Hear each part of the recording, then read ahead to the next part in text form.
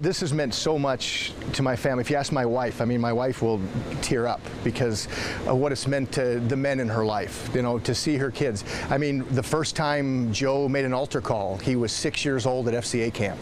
And I can still see him walking forward, you know what I mean? And you know, he was moved by the Holy Spirit. I didn't understand the whole thing, but he knew there was something there. You know, knew there's something more than himself. And, you know, that's been a part of all of our journey. I mean, it's been a part of Jake's journey. I mean, some of his very, very, very close friends, you know, he's met here and they stay in contact with, and that's been fantastic for me.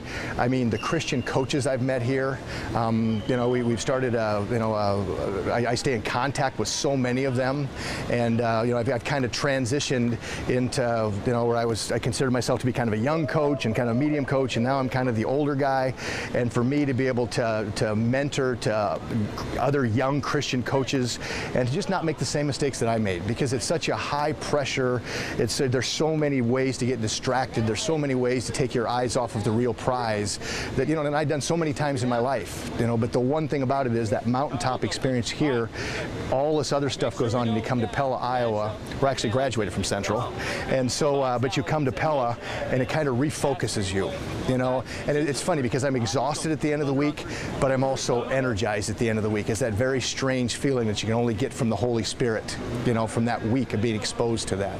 So it's a very special week in lots of ways. And then my wife comes and she goes through the spouses study, and she's energized at the end of the week, and she can't wait to see these women who are godly women who deal with the same thing that coaches' wives deal with everywhere. I mean, there's a special place in heaven for coaches' wives. I mean, a special wing for them, because they, you know, they're mothers to a whole team, and they lose their husband for days at a time, and they, you know, their husband and their son come home and they're not getting along very much, and she has to be Solomon to try to get them worked out. And so she talks to other Christian coaches' wives for a week, and they talk about the things that, you know, that coaches' wives that are very unique to them.